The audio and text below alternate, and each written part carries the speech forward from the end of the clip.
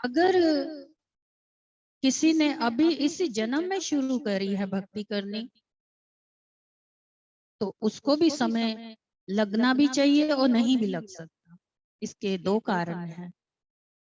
एक कारण कि भक्ति करने का कोई सही गुण अपने अंदर अभी धारण नहीं हुआ, या फिर कोई आपको सही मार्ग दर्शाने वाला पूर्ण धनी सतगुरु प्राप्त नहीं होगा। और दूसरा कारण है कि आप जल्दी से जल्दी प्राप्त कर सकते हैं अगर अंदर से आप निष्भाव से जुड़े हैं और अंदर अपना सारी तरफ से बाहर के संसार से हट करके अंदर अपने ध्यान में जुड़ गए हैं और एक ही लक्ष्य को लेकर के बैठ गए हैं कि अब हमारा सतगुरु दत्ता दीनदयाल के अलावा अभी कोई भी नहीं है, जो है सो हमारे दाता दीनदयाल हैं। अब अपने अंदर ध्यान में दाता दीनदयाल को महसूस करें, अपनी ज्योत में महसूस करें।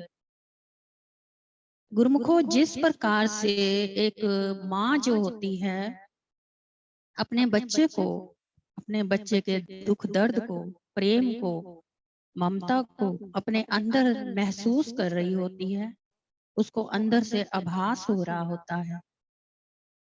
इसी प्रकार से अंदर आप अपने सतगुरु दाता दीनदयाल को महसूस करें, अपनी ज्योत को महसूस करें और अंदर उनका आभास होते हुए ध्यान लगाएं। जब आप उनको महसूस करते हुए ध्यान लगाएंगे, अभी एक छोटा सा उदाहरण आपको देते हैं। जैसे कि आप कैसे आभास होगा आपको, फिलहाल आपने कोई अंदर चीज ग्रहण करी है, कुछ भी खाया पिया है, तो आप उस चीज को अपने अंदर महसूस करते हैं। मानो कि आपने एक गिलास जूस पिया, तो आपने जूस पीते ही अंदर महसूस किया कि अपने अंदर जूस गया है। अब उसी के डकार आएंगे, उसी का स्वाद भी आएगा और उसी के हिसाब से हमें अंदर से तरावट भी महसूस होगी, तरोताजगी महसूस होगी। ऐसे ही आप अपने अंदर सिमरन नाम का यानी कि ध्यान और अपने दाता दीनदयाल जी का ध्यान और ज्योत का ध्यान, इन तीन चीजों को आप अंदर अपने ग्रहण करते हुए, ध्यान करते हुए, आभास लेते हुए उस पर केंद्रित होंगे, तो आपका ध्यान बहुत ही सरल स्वभाव से, सरलता से जुड़ जाएगा। ये हमें पूर्ण विश्वास है गुरुमुखो, क्योंकि हमारा जो है, जो भी कहने का अर्थ भाव होता है, यूं ही नहीं होता है कि कोई कहीं से सुनी सुनाई कोई बातें हों। ये सारी जो भी कुछ बताते हैं हम आपको अपने अनुभव किए हुए अभ्यास हैं, जो कई समय से हम करते आ रहे हैं। धीरे धीरे इन अभ्यास पे जब आप पक्के हो जाएंगे, दृढ़ित हो जाएंगे, तब जाके आप अंदर ही अंदर गहराई में जाते जाएंगे। जैसे जैसे गहराई में जाएंगे, आपकी अंदर की पवित्रता जो है, पहले तो सफाई होगी आपके अंदर की मैल की। जैसे जैसे मैल आपकी अंदर से साफ होती जाएगी, आपको कैसे महसूस होगा? आपके विचारों से, आपकी बात करने के तौर तरीके से, आपके रहन सहन से आपको मालूम हो जाएगा कि आप अभी पवित्र हुए हैं अंदर से या नहीं। अब पवित्रता किसे कहते हैं गुरुमुख को? पवित्रता के बहुत से गुण हैं। जैसे कि सबसे पहले तो हमारी दृष्टि पवित्र होनी चाहिए, जो गंदी चीजों को ना देखे, किसी को राह चलते गलत नजरों से ना देखे, ना विचारे। दूसरी पवित्रता कि जुबान हमारी जो है पवित्र होनी चाहिए, जुबान से गंदे विचार, गलत बातें ये नहीं होनी चाहिए। ये तो हो गई बाहर की पवित्रता, कानों से गलत बातें नहीं सुननी है। अब ये बाहर की पवित्रता हो गई, बाहर से जो गंदी चीजें अंदर जाती हैं।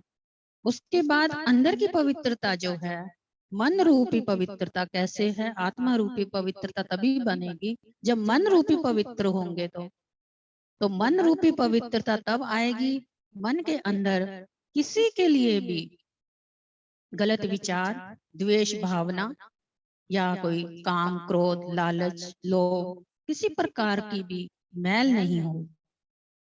अब कई गुरुमुख कहते हैं कि हमारा ध्यान नहीं लगता, या नहीं हम इतनी जल्दी पहुंच पाते, या हमें वो आनंद अभी प्राप्त नहीं हुआ।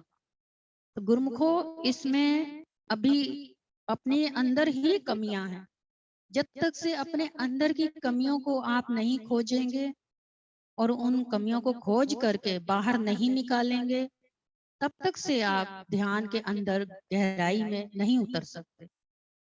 क्योंकि जैसे कि आप किसी दरवाजे पर पहुंचना चाह रहे हैं, लेकिन रास्ते में आपको कभी कंकड़ पत्थर मिल जाते हैं राह चलते, कभी कोई दीवार खड़ी हो जाती है, कभी कोई ठोकर लग जाती है, कभी आप गिर जाते हैं। तो इसी प्रकार की ये रुकावटें जो हैं, ये हमारे विचार हैं जो वहां तक हमें नहीं पहुंचने देते।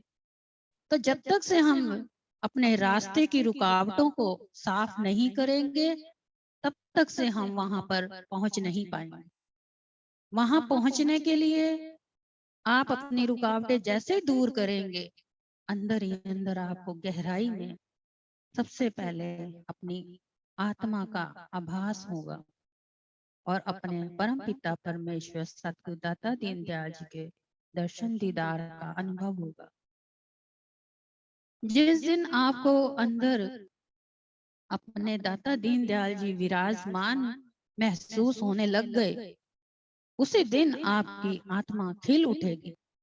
और जैसे ही आपकी आत्मा खिलेगी, आपके चेहरे की रौनक तरोताजा होती जाएगी और दिन ब दिन आपके माथे के जितने भी चिंताओं के शिकन नजर आते हैं, वो सब दूर हो जाएंगे। गुरुमुखो, आज आपको एक छोटा सा भेद और बताते हैं कि अंदर से ध्यान लगाने में बाहर के परिवर्तन कितने दिखाई देते हैं। आपने देखा होगा कि उम्र के पहले ही कई लोग बहुत जल्दी बुजुर्ग होने लगते हैं। उनके चेहरे के हाव भाव जो हैं, उम्र के हिसाब से बहुत आगे के दिखाई देते हैं। यानी कि चेहरे की इतनी सलवटें दिखाई देती हैं, झुर्रियां सी जिसे कहते हैं। तो सलवटें क्यों आती हैं? कारण कि अपने आप में जो गुरुमुख चिंतित रहते हैं, बिना वजह पे, बिना बात पे, किसी ना किसी बात पे क्रोधित रहते हैं, या किसी के बारे में उल्टा सीधा विचार सोचते रहते हैं। ये जितनी भी बाहर की आप प्रतिक्रियाएं करते हैं, उनके सारे जितने भी स्किन के ऊपर आपके निशान पड़ने आरंभ हो जाते हैं। और वहीं से पता लगता है कि इस इंसान में अभी तक भक्ति भाव और अंदर की गहराइयां नहीं बनी है। जैसे जैसे अंदर आप जुड़ेंगे, तो आपको बाहर की संसार की दुविधाएं, जो भी दिखते परेशानियां हैं, वो आभास नहीं होंगी। क्योंकि अंदर एक विश्वास जागृत हो जाएगा, पक्का और सच्चा। वो ये कि जो करता है सो मेरा करतार करता है, और जो हो रहा है उसी के हुक्म अनुसार हो रहा है, उसके बहाने में हो रहा है, ना कि मैं कुछ कर सकता हूँ या कर सकती हूँ, या फलाना कोई कुछ कर सकता है या कर सकती है। नहीं, किसी के भी करने कराने से गुरुमुखों कुछ भी नहीं हो सकता। जिस प्रकार से अभी आपने शांति वचन भंडार में भी सुना कि गुरुमुख वही है जो केवल अपने इष्ट देव मालिक के विश्वास में ध्यान रखते हुए अपने आप को सार्थक करे, ना कि दूसरों के भरोसे रहकर अपने जीवन को आधार करे। तो इसलिए जो करना है सो परमात्मा अपने आप करेगा, और जो होना है उसी के हिसाब से होना है। हमें केवल उसके इशारों पे चलते हुए अपना जीवन सफल बनाना है, और उसके वचनों के अनुसार अपने आप को ढालना है, जिससे हमारी दुख दुविधाएं, चिंताएं, फिक्र सब कुछ उस मालिक के हाथ में चली जाती हैं। फिर वो जाने, उसका काम जाने। हमें जरूरत नहीं कुछ भी सोचने की, क्योंकि हमारे सोचने विचारने से कुछ नहीं होने वाला।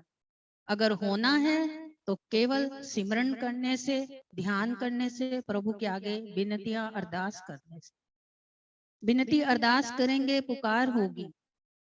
जिस प्रकार से आप आवाज किसी को लगाते हैं तो फौरन वो सुनता है। जिसके नाम से जिसको आवाज लगाएंगे वो सुनेगा। तो ऐसे ही जो परमात्मा का नाम है, उस नाम से उसको पुकारेंगे तो वो सुनेगा और आपकी हर मनोकामना भी पूरी करेगा। लेकिन उससे पहले आप अपने आप को इस काबिल बनाते हुए, उसके चरणों में ध्यान लगाते हुए अपना जीवन सार्थक करते रहें, और जिससे आपका लोक सुखी और परलोक भी सुहेला हो। बोलो जयकारा, बोल मेरे श्री गुरु महाराज की जय।